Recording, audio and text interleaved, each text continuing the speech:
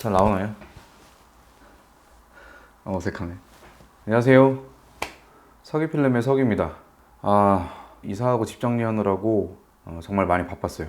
그래서 업로드도 잘 못하고 죄송하다는 말씀 먼저 드립니다.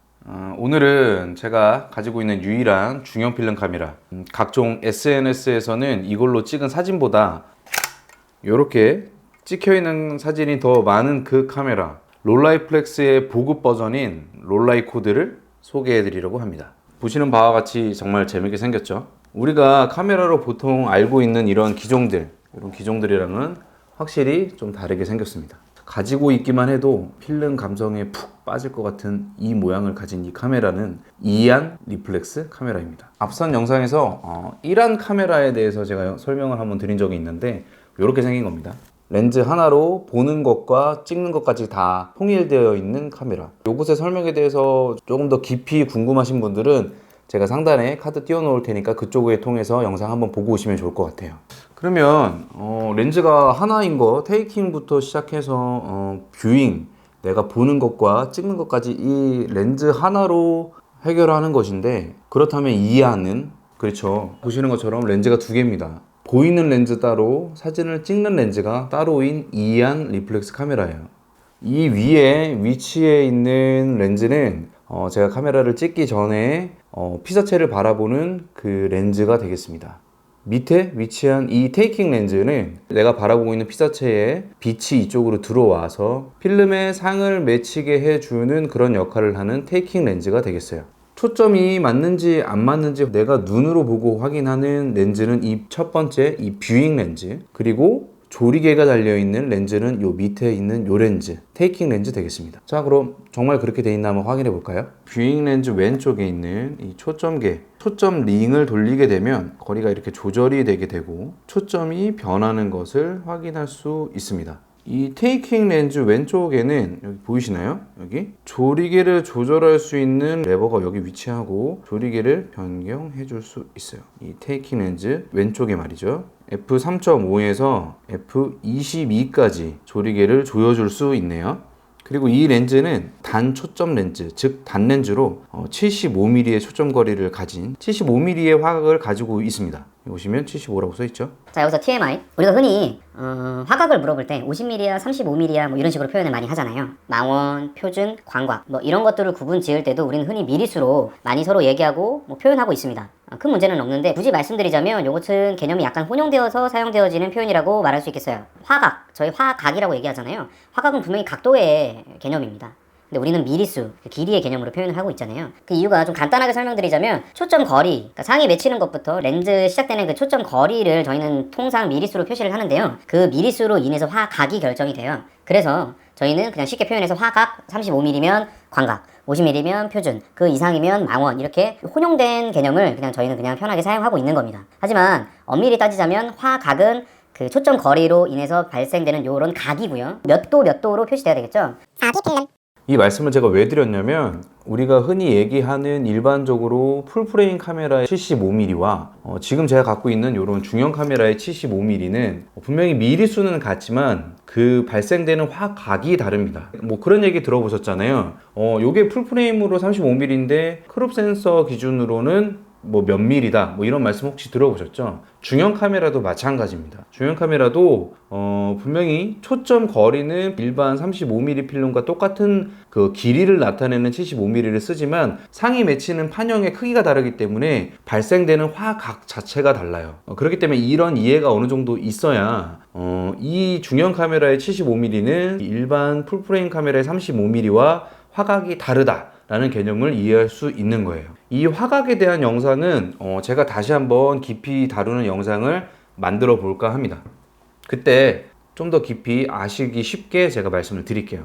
75mm의 화각을 갖고 있는 이 테이킹 렌즈는 일반적으로 우리가 많이 쓰는 35mm 풀프레임 카메라로 환산을 하게 되면 한 45mm 정도, 45에서 50mm 정도의 화각이라고 이해하시면 좀 편할 것 같습니다. 요즘 우리가 많이 쓰는 핸드폰 카메라에 비하면 굉장히 좁은 화각을 갖고 있다고 말씀드릴 수 있겠습니다. 35mm 필름 판형에서 얘기하는 50mm 렌즈는 좀 약간 핸드폰에 비해서는 좁지만 내가 찍고자 하는 그 피사체나 그 장면에 대한 주관적인 시선이 많이 들어가는 렌즈라고 할 수 있어요. 풀프레임으로 환산을 하게 되면 45에서 50mm 정도 되는 이 카메라도 그런 주관적인 시선을 굉장히 잘 표현해 주기 때문에 제가 굉장히 좋아하는 화각 중에 또 카메라 중에 하나입니다. 또 이 친구의 특징이 뷰파인더가 요 상단에 위치해 있다는 거예요. 이렇게 보통 정면에 있는 피사체를 찍게 된다면 이렇게 고개를 숙여서 위에서 아래로 정면을 보고 사진을 찍는 그런 구조로 되어 있다는 거죠.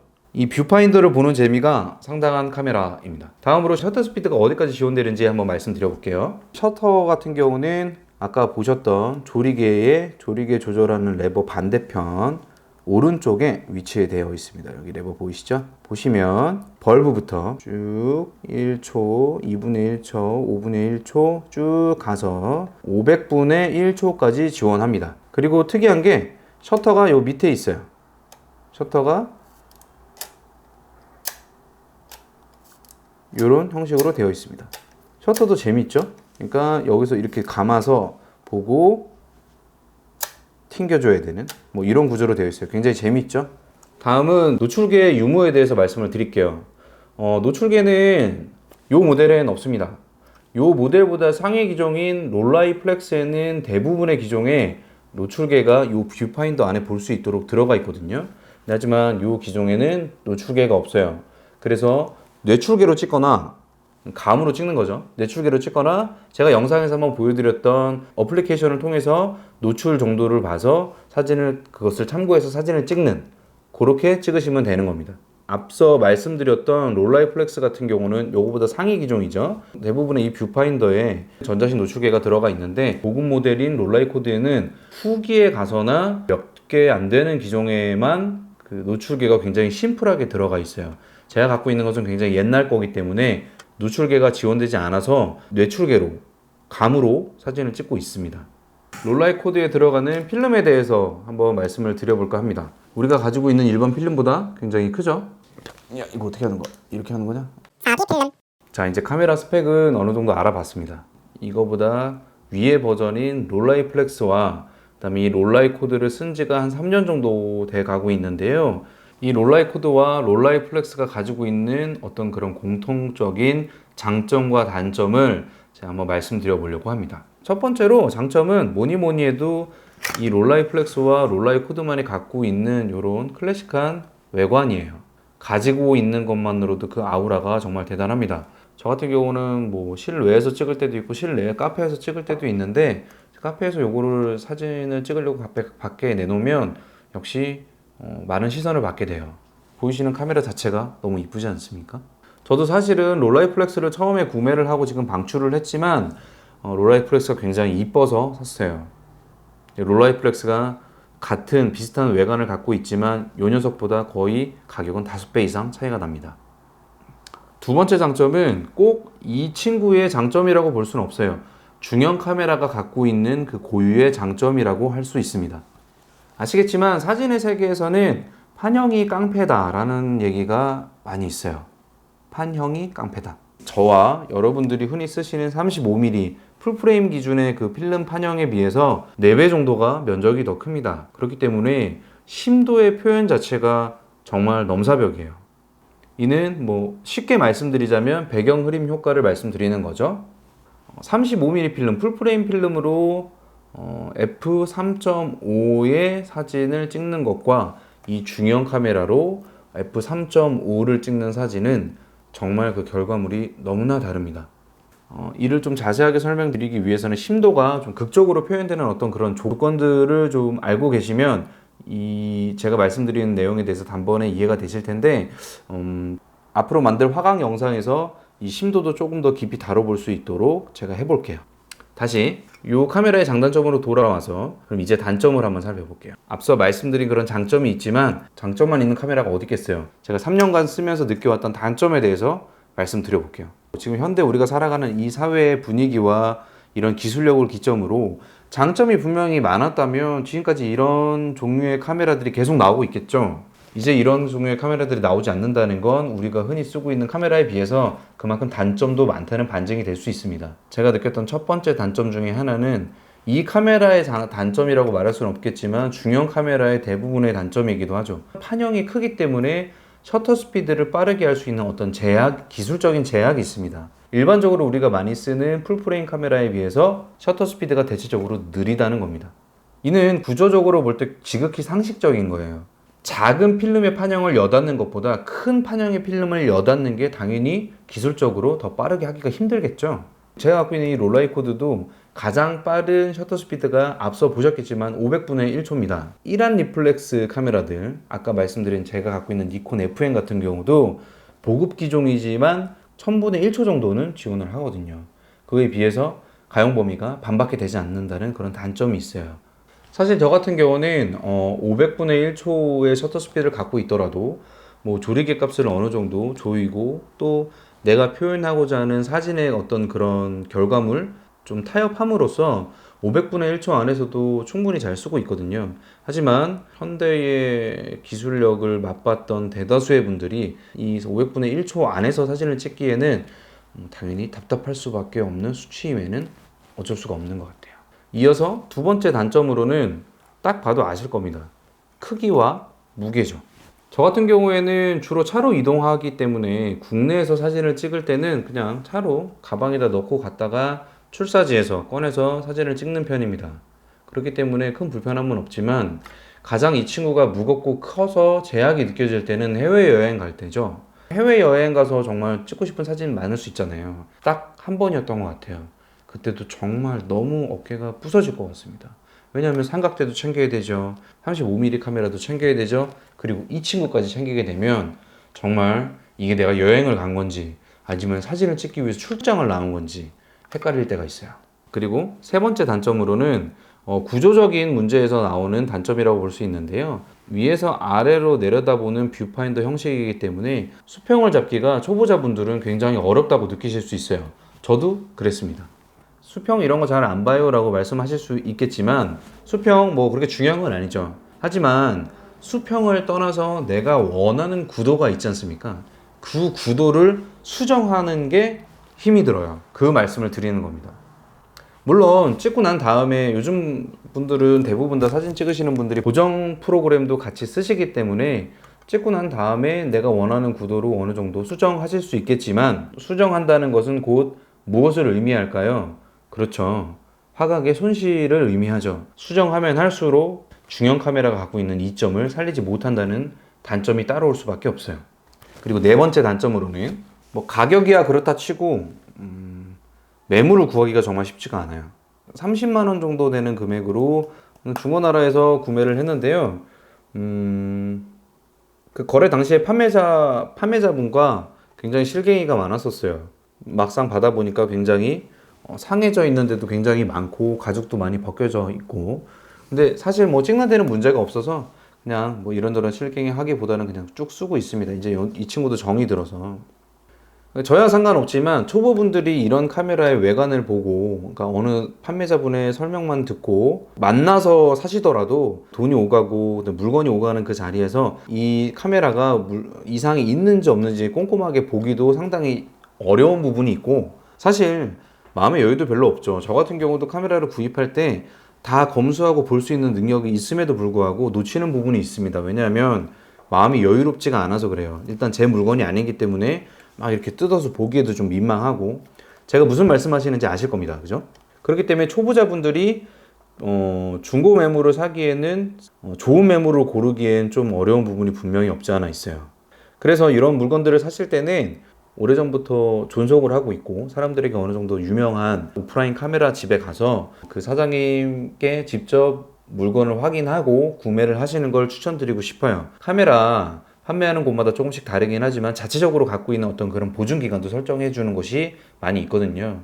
그러면 그 기간 안에 카메라가 문제가 있다라면 거기서 무상으로 AS를 해주던가 교환을 해주던가 이런 정책들을 갖고 있는 오프라인 매장들이 꽤 많이 있습니다. 남대문 쪽에요. 그런 데서 구입하시는 게 좋을 것 같은데 또 그거의 문제점은 중고 매물을 사는 것보다 확실히 더 가격이 프리미엄에 비해서 좀 더 비싸죠. 뭐 이건 어쩔 수 없어요. 근데 저 같은 경우는 조금 더 돈을 더 주더라도 초보분들이 중고 매물을 개인적으로 사는 거는 좀 위험하지 않을까라는 생각이 듭니다. 조금 약간의 피를 좀 더 주더라도 정상적인 물건 그리고 어느 정도 보증이 되어 있는 물건을 구입하시는 걸 추천드리고 싶어요. 금액적인 부분을 조금 더 말씀드리자면 필름 값이 좀 더 비싸고요. 필름 현상비도 조금 더 비쌉니다. 사실 굉장히 비쌌어요. 일반 35mm 필름보다 가격도 2배 이상 차이가 났었고 현상 비용도 뭐 1,000원에서 2,000원 정도 더 비싸게 받았었는데 아시다시피 요즘에 35mm 필름 가격 자체가 굉장히 올랐죠. 그래서 가격 갭차가 좀 줄었어요. 이 무슨 현상이란 말입니까? 여튼간에 요즘에는 중형 필름과 35mm 필름 자체가 아직도 중형이 더 비싸긴 하지만 예전보다 갭이 그렇게 차이가 많이 나진 않습니다. 하지만 35mm 필름은 36방이고 이 친구는 12방이라는 점을 간과하시면 안 되죠. 한 방당 금액. 그리고 마지막으로 5번째 단점. 요거는 좀 단점이라고 하기에는 좀 그렇긴 한데요. 그냥 참고만 하세요. 요즘 나오는 35mm 풀프레임 아니면 그 크롭 센서의 디지털 카메라나 뭐 근래에 나온 그냥 일반적으로 우리가 많이 쓰는 35mm 필름 카메라는 대부분 나오는 삼각대와 이 결합하는데 호환이 잘 됩니다. 나사가. 하지만 이 친구는 호환이 잘 안 돼요. 그래서 따로 보시면 살짝 튀어나와 있죠? 끝에가 살짝 튀어나와 있죠. 요거를 따로 사야 됩니다. 따로 사고 그 다음에 그 삼각대랑 이렇게 체결을 해야 되는데 뭐라 그래야 되나? 잘 안 맞아요. 그러니까 견고하게 체결이 잘 안 됩니다.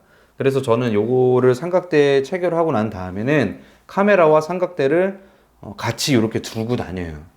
왜냐하면 떨어질 수도 있기 때문에. 떨어지면 큰일 나잖아요. 그게 좀 불편합니다. 아무래도 삼각대 중에 중형 카메라 전용으로 나와 있는 삼각대가 분명히 있긴 있을 거예요.